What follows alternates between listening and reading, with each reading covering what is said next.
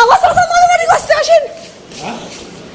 আমার চাচা মারামারি করছে, আমার আব্বু আম্মা বাড়ি মারলো।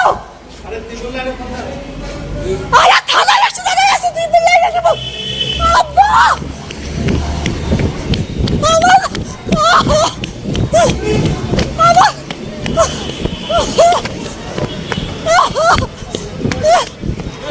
তো হচ্ছে আম্মুকে অমন যখন মারামারি করলো, অমন আহত অবস্থাতে আম্মু বললো যে থানাতে যা। তখন আমি দৌড়াতে দৌড়াতে থানায় গেছি। যাওয়ার পরে হচ্ছে থানার গেটের সামনে হচ্ছে একটা মহিলা অফিসার দাঁড়াইছিল। তো তাকে বলি যে হচ্ছে আমার হচ্ছে চাচু আমার আম্মুকে মারতেছে, অনেক খারাপ অবস্থা, মারিয়ে ফেলবে, তো আপনারা চলেন আমার সাথে। দেন বলতেছে যে আমরা এখন যেতে পারবো না। তারপরে একটা পুলিশ আসে না, তারপরে আমি ভিতরে যাই। ওখানে একজন বসেছিল, ওই যে মানে কি চেয়ারে বসেছিল মনে হয়, উনি হচ্ছে মনে কিছু করে। তো ওনাকে আমি বলতেছি, উনি আমার দিকে তাকায় আছে, কিচ্ছু বলে না। পরে ভিতর থেকে একটা পুলিশ আসে, উনি বললো যে হচ্ছে কি হয়েছে। আমি বলছি এমন এমন কাহিনী হয়েছে, তো হচ্ছে তাড়াতাড়ি আসেন আমার সাথে, কারণ আমি তো তখন কিছু বলতে পারতেছি না। পরে তিনি বলে যে তুমি 999-এ ফোন দাও।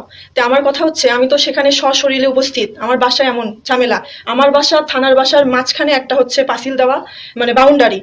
থানার মানুষদেরও আমরা দেখতে পারি, থানার মানুষও আমাদের দেখতে পারে।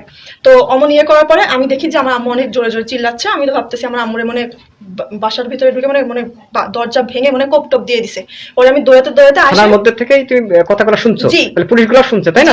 পুলিশগুলো শুনছে তাই না? মহিলা অফিসার বলছে কি হয়েছে ওইখানে। আমি বলছি ওইখানে আমার হচ্ছে চাচ্চু আর আম্মুর অনেক ঝামেলা হচ্ছে, আমাদের সাথে অনেক হাতাহাতি হয়েছে। তখন হচ্ছে যখন চলে আসি আসার পরে দেখি যে আম্মুর হাত দিয়ে রক্ত। তো আমি অমন দেখে মানে সেন্সলেস হয়ে যায়। তারপরে সব আঙ্কেল আন্টিরা আসে, অনেকেই আসে। তারপর কি হয় আমি জানি না। আর হচ্ছে আম্মুরে যখন ইয়ে করছিল তখন বাঁচাতে গিয়ে আমার এখানে লাগছে, দেন আমার এখানে মারছে, এখানে ব্যথা পুরা, এই অবস্থা। অনেক পাইপ দিয়ে মারছে তাই না? জি। তোরা দুজন ছিলে, লিটন আর লিটনের বউ?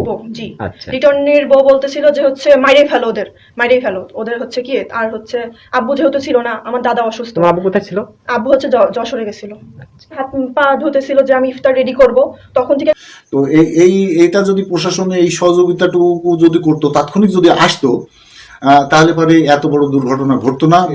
বলার সাথে সাথে আমি রওনা দিয়ে এসেছি, এসেই শুনছি যে ওরা হাসপাতাল থেকে তাৎক্ষণিকই আসলো। আমি থানাতে ওসি সাহেবের সাথে আলাপ করলাম। উনি আসলেই খুবই জেন্টেলম্যান মানুষ। উনি আশ্বাস দিল যে এটা আমরা তদন্ত সাপেক্ষে যেটা সুষ্ঠু বিচার হয় সেটাই আমরা করব, কারোর পক্ষপাতিত্ব হবে না।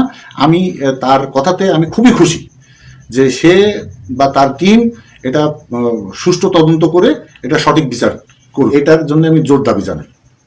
আচ্ছা, ওইটা আমি ছুটিতে আসছি, তাহলে 24 তারিখে আমি যে আমাকে ফোন দিন, 24 তারিখে আমি অফিস করবো, ওই সময় কথা বলবো। 24 তারিখে আমরা তো নিউজ করবো তো এখন। ওসি সাহেবের মাথায় আছে পুরোটা, ওসি সাহেব ছুটিতেও নাই। হ্যাঁ, ওসি সাহেবের সাথে একটু কথা বলতে পারেন? দেখেন এই বিষয়ে আপনারা কি ধরনের পদক্ষেপ নেবেন আর কি? একটা সম্ভবত মামলা আমার যতদূর আছে মাথায় আছে, মামলা সম্ভবত দুই পক্ষ থেকে করতে চাইছিল এরকম টাইপের। হ্যাঁ, পরে তো আমি ছুটিতে চলে আসলাম, এই বিষয় নিয়ে আমি আর এত বেশি আগাই নেই। আপনি একটু ওসি সাহেবের সাথে কাইন্ডলি একটু কথা বলে দেখেন, ওর মাথায় আছে এটা। এরপরে আমি ছুটিতে চলে আসছি, আমি জানি না আসলে বিষয়, পরে আপডেট নেওয়া হয় না আর কি।